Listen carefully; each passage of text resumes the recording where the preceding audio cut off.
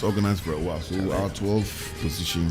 Are we for us now? You know good, but we'll take it like that. Your own there no good cry. That's that I've explained. I mean, no, it's okay. Don't be explaining.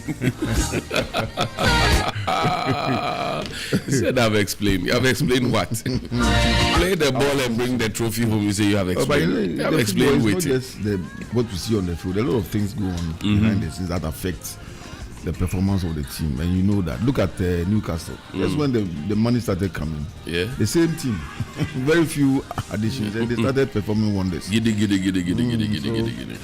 It is what it is. It is what it is. But yours there you can explain it. Yeah. I feel it, but I can explain. Well, at the front page of the Overseer, which news is like that? Well, it's here anyway. Credibility and fairness. Lobbying for NDC appointed positions intensify. IMF bailout will bite Ghanaians' heart, according to the minority. NDC storms Kumewu by-elections with optimism, and 4 first-term NDC MPs who retain ticket for 2024 with big margins. Benjamin Nate Ayiku, Honorable Adams Abdul Salam, Honorable Richard Jan Mensah Goma West, and Honorable Sukberu Adams Mohammed MP Sisala West. The Observer, Ghanaian Observer, government targets food security with a 5-year plan. Government lifts COVID-19 restrictions, and Baumia ramps up support for Abidjan Lagos corridor project.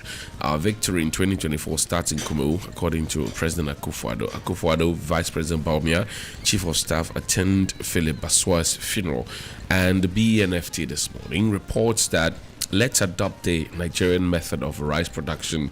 Jospon chairman, Sierra Japan, Bank of Ghana seeks major reforms. VCTF gets $40 million boost. Request VAT invoice after purchase. That's the GRA talking to all of us.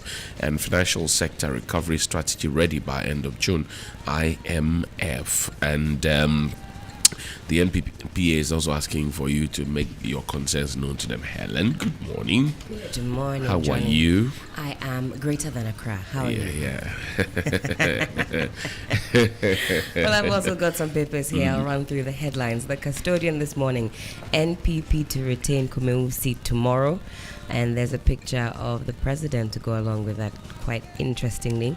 Akufo-Addo praises exceptional CJ Eninyeboa. Another picture to go with that story. And ban rice imports for local production. Jospon boss to government. Probe armed police military in my palace. I'll tell you who's saying that. It's captured in page 5. The Finder newspaper this morning also talking about the Kumewu by-election. They say it's a test case for MPP's 2024 victory. Dr. Akoto promises not to let NPP or Ghana down. That's in page 9. And public debt drops by 141.1 billion Ghana cedis. From what to what? It says from 575.7 billion to 434.6 billion in December on the back of over 60% cedi appreciation. That's what is captured there. And a Flower Border GIS officers attacked and injured during night patrol. William? On the front page of the Anchor this morning, Anchor. the Anchor. Bankrupt Cocoa Board abruptly sacks officers as Cocoa Farmers Pension Scheme initiative crumbles. Takwa MP empowers women, donates 300 sewing machines and 150 hair dryers. Tragic weekend, man dies with 2 siblings on way to mom's funeral. 5 others burned to ashes on Techiman Kintampo Highway. So sad. Very sad one. And then dying former MDCE's right to Jubilee House and demand ex-gratia to survive. The MMDCs are saying that their ex-gratia has Nkoye is locked up, so they need it to survive. Adom Ochri exposes a Sidun Ketia over swearing in ignorance, and that's on the front page of the Informer. Emulate Nigeria on importation of rice. Jospon boss urges social unrest eminent as NDC MP predicts. ECOWAS highway initiative compliments after Baumia tells heads of member states. Poor state of schools, come to our aid. Jomoro pupils cry. That's on the front page of the Informer. Right. Good morning to Mr. Daniel Emisa. He says, come and live at Kaswa and the traffic will humble you. It will teach you how to drive slowly. He left home at 5:30 a.m. Still in traffic at Kukurubite. Wow. So, wow. Are you a siren now? Wow. Even at 5:30 a.m., if we leave at that time, you still meet Say traffic. that again. Say, wow. Wow. Ooh. Let's begin, William. There was something you read on the front page that, one of the stories. Where do you want us to begin? Social unrest imminent. NDC MP predicts. It's on the page 4 of the Informer. He's saying that the National Democratic Congress Member of Parliament for Yape Kusegu, John Abdullah Jnapo, has predicted social unrest and upheavals in the wake of the International Monetary Fund conditionalities attached to its bailout package for Ghana. As a result of that, John Jnapo advised government to prepare for such unrest since government was not prepared to increase wages to levels commensurate with the cost of living in the country. I think another MP on the NEC side, Ricketts Hagan, former Deputy Finance Minister, made the same prediction over the weekend on the Key Points program when he said that there are tough times ahead. It's all because of the conditionalities that the IMF has put in place in respect of the bailout. People are suspecting that there are going to be cuts in employment, as always happens. Wages are not going to be increased. Some projects will be, shelved. But the government is promising that free SHS is not going to be stopped. The LEAP program is not going to be stopped. But it almost always affects labor, because the government will come and tell us that they've created 2 million jobs, but the budget will state that we have about 890,000 jobs. Right. So if we have 2 million jobs, the IMF is saying it's too much, don't employ. But on the ground, the people will need employment. Happening. Yes, it's happening. So now the IMF will be hard on the government not to employ. And if there's unemployment, social unrest can arise. That's right. If salaries are not increased over a long period and inflationary rates are high, if bank rates are high and people's salaries remain the same, people will be angry. So the least thing that happens, you see some upheavals on the social front and the labor front. So I think this prediction is something that the government must take, cognizance of, and if possible, reduce a lot of the fancy projects so that the physical space will be enough for all of us to, live in. At the end of the day, if you keep borrowing, now this 3 billion bailout is in. I hear the first tranche is in 600 million. Yes. They say they are going to use it to do some budget support and so on and so forth. If they are going to do that, we're just praying that between now and December, they will not look at election and go and do some projects that they did not budget for. Because we are hearing that in Kumewu, they started doing some fast-track development projects where they budgeted for. These are the things that sometimes we should be asking. Throw the budgets out of order, out of control. So basically, this is something that we need to be looking at through it, because all of them are talking about it. I always will, raise this question about the fact that government will assure us that free SHS will not be touched. Right. LEAP will not be touched. The things that are pro-poor, for the ordinary Ghanaians will not be touched. I remember that the government had a cabinet meeting at Pidiasi. Subsequent to that, or as a sequel to that, the government came to announce through Mr. Kujopon Nkrumah that we're going to review about all the 16 major, initiatives of the government. You remember that? Yeah, cool. We have not had that review. And I think that at that point, the government knew that it had gotten into the ditch where IMF was the option. So they needed to start speaking and sounding like that to give some assurance to whoever they were going to beg. Well, it turned out that we had to beg and actually hurriedly agreed to some of the conditionalities, which is coming back to bite the people in the name of tariff increases and everything else. Free SHS will not be touched. But in what form will it be left? Because we have raised questions about free SHS. That's right. In terms of feeding, in terms of accommodation, in terms of furniture, in terms of classroom furniture, bed. Virtually everything. It appears. We have raised those questions. Even the time that the children spend in school, trying to learn, because we all went to secondary schools in this country. We all knew how feeding was done in the schools. We all knew how accommodation was handled in the school. We knew how desks and everything else. So now, if we were able to pay for those ones, and we're doing it for free, and the quality is dropping, we are raising questions. Mr. Oforiatta himself raised questions that, look, let's not do this on a wholesale basis. Those who can pay, allow them to pay. As we speak today, PTAs are not supposed to be in pole position, but we all contribute on our various WhatsApp pages, because they will ask, we need money to buy A4 sheet, we need money to buy toner, we need money to buy bread for the boys and girls. So we are literally contributing. The government has put a fine veneer on that to give the impression that, we're taking care of everything, when in fact we're actually paying more than the government pays, because for every single year government spends about 1,300. If you calculate how much is collected from us, and William will bear you. That's right. I mean, how much is collected from us? If you do the calculation for a whole year, you actually pay more than 1,300. So to the extent that parents are still paying the same or paying more, government needs to come clean. I mean, when government, I think it's just populist for government to say that, we won't touch free SHS. I don't begrudge the free SHS program. I think it's a good initiative. Yeah. It has happened in this country before, and Nkrumah, Buzia, and all of that.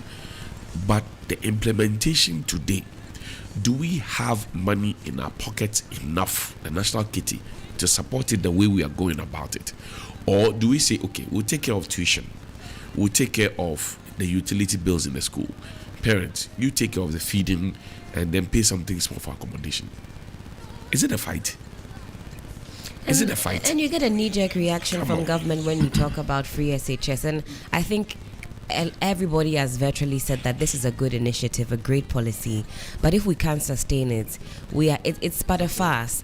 To hear parents day in and day out say that they're spending a lot of money for a program that is supposed to be essentially free, we are pretending, I think, at this point, that things are all right, when we know that this initiative is not truly free. But off the back of what William was saying in terms of the usage of the loan, finding out that the government has some leeway in how they use that first tranche definitely sent some alarm bells ringing also for me, in terms of, the fact that we're close to an election year. Is government going to be, influenced by that to deviate from, what the money should be used for? Because, during election time, government spend a lot of money on all sorts, because, they're looking for the votes of the people.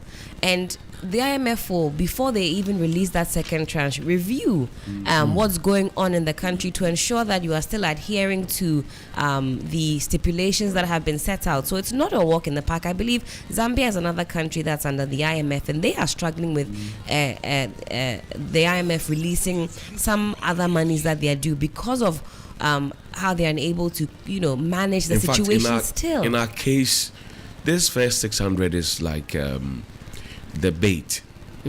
How we spend it and how we manage it will be the decider to IMF whether they want to give us the remainder or not. Right. So this 600 million that has come, what do we do with it? Which sectors do we push them into? We're in Kumeu, we're campaigning, William has mentioned, we're fixing roads in record time, we're asphalting everywhere. Was it part of the budget? Was it part of the considerations? If it was not part, and now we suddenly have money to do that, and these monies are not private monies but they are state monies, then you know that we have taken money from somewhere that originally we weren't supposed to have taken. And that when this 600 million comes, we may push some there. And IMF will be watching and looking. Mind you, they have a supervisor now, the Ministry of Finance, sitting there and watching. I mean, it's literally like you attend the Bible school. You are supposed to be honest, and then you have an end of semester exam and you have an invigilator. There's no trust for you. One area there's no trust. That's true. One area that I think there's no trust. The state should look at is the state-owned enterprises, because a lot of them are state-owned but not state-run. Some of them don't take any salaries from the government. They generate their own funds and then pay themselves and even pay dividend to government. Those ones, okay, but those ones that are not able to generate revenue to pay themselves, I think a second look should be taken at them, because we are hearing that some of them even have allowances that they are not supposed to take. You know, they are not up to the position of directors, and they are enjoying all these things. And if those state-owned enterprises are in distress, the government is forced to go in and pay. That's right. Salaries. So those ones that are not doing so well, we should just... There are some who are on contract. I mean, I've been on the case of Gihok. Plenty of them who are on contract basis. They are managers. Yeah. Gihok is not able to pay SNIT. You are not able to pay GRA or taxes. You are not able to even pay tier 3 contributions, which you have deducted, you know, in the interest of the workers towards their future. And all 3 institutions have spoken. In fact, SNIT even took the bold step to go to court. GRA wrote to NIB to say, look, we will garnish the accounts because, you know, they are not paying us. And then you will keep adding on to the numbers. There are people with SSC certificates who are chopping posts as managers. It doesn't make sense. This is that around the same time when the government says, look, we are hoping to cut down on our fuel consumption by 50%. We won't use, what do you call it, the 4x4s. We will use Salunka. You remember all those austerity measures that the government gave us impression? Within that same time, Gihok boss, he has moved his fuel allowance to 17,000 per month. He went to CEO's conference, came back, moved his salary, basic salary from 50,000 to 57,000. Same time when we were all talking about tightening our belt. So it doesn't add up. It doesn't make sense. His matter has come today, but go around the state-owned enterprises and go and check. As William is saying, if push comes to shove, government will have to find money from wherever to pay, because if not, people will take government to court. So can we, for example, be citing those people for causing financial loss to the state and keeping them away for a long time? So because you can't be an enemy of the state in this time when we are all struggling to sacrifice something. I think we are because that's what the finance minister says. He said, let's all speak that one language, burden sharing. Yes, but is he speaking that language?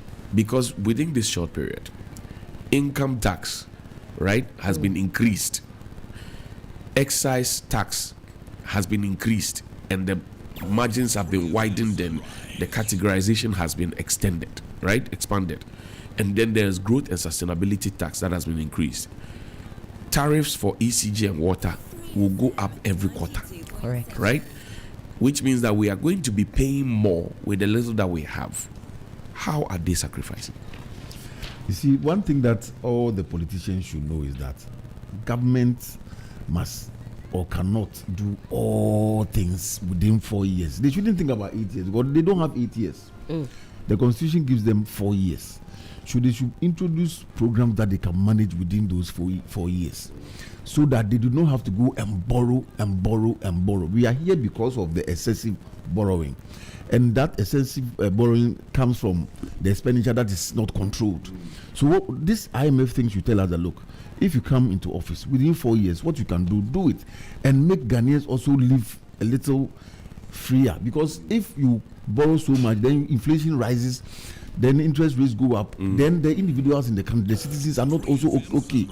Because if you're a government and you come in, you just concentrate on brick and mortar development and not taking care of the needs of the people in terms of their financial freedom, at the end of the day, they will vote against you anyway. But William, governments come to power not with a 4-year term in mind. They come to power thinking of 8 years. So when the president, and there are too many examples. President Akufo-Addo said, I'll make Accra the cleanest city by the end of my term.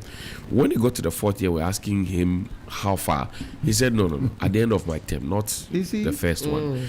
There are too many. I will transform Ghana in 18 months. He said, after 18 months, no, my term has not ended. So you keep asking. They come to the table with the mindset, this present IMF deal, it is not for 1 year. It's not for 2 years, for 3 years. 3 years. Now, the government, this present government will finish its term in 2024. By 2025, when the IMF deal will still be in position, or in full force, the government will not be around. Oh, may not be around. Yes, no. Okay, the government of Akufo-Addo will not be around. Yes. It will be another government, yes. whether led by Baumia, John Mahama, Alan Chairman, whoever it is. But you have already then committed them to something that was not part of their plan. Same thing John Mahama did in 2014, 2015. Correct. He put Ghana into an IMF program. Akufo-Addo inherited it. Well, he had the chance to end it, but he extended it because he thought it was good. So the bottom line, and I agree with William on this one, when we give you a mandate, keep the mandate within the time frame that you have been given. Don't extend it and start giving. Government has started Agenda 111, acquired land everywhere, started a project. Government knows it can't finish, because if we're in any serious country, after 2 years, Agenda 111 will actually have at least one of the hospitals up and running. We don't have even one of them running.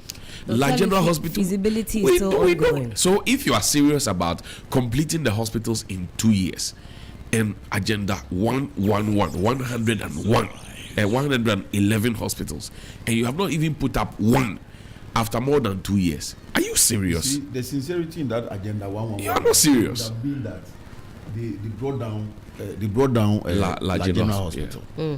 When you go to Konfanoche, there are issues there. So the one that is down, bring it up. I said, this is the first one that we've done. Then we can see that we are moving forward. The hospital was standing. It wasn't in the best shape. But you brought it down, saying that we're going to rebuild it in 2 years. Yes, in 2 years. And here we are. So I'm saying that the government should be prudent, should be realistic. Was it not the same government that went to Konfanoche and told us how in their Champon regime the NICU department of KNUST had been left, and that First Lady went to catch what we're going to do? Yeah. It's yours still in here. And we're still thinking Agenda 111. Go to Kolebu, look at the surgical department. Kolebu was built in 1923 at the Gorgeous Bay. Go to the surgical department. It's dirty. I mean, if you are ill and a surgery has been performed on you and you are being taken in a wheelchair to that place, you know that you are almost dead. You'll not be confident you will not be confident. The place is dirty, smelling. The mosquito nets are torn. How are you kidding me? I mean, some of this is, I think, should come to us easily. Yeah. For instance, if we are listening to all the advice that everybody is giving the government in respect of the free SHS, we could have made some savings and improved the conditions at the basic level. Because we all know that the classroom situation at the basic level is so poor. This morning on the front page of the Informer, there's a school in Jomoro East asking in the Western region, just begging. If you see the pictures here, wooden structures, I mean, the pictures here are just not good. And these are the people who are supposed to get the foundation and go to enjoy free SHS.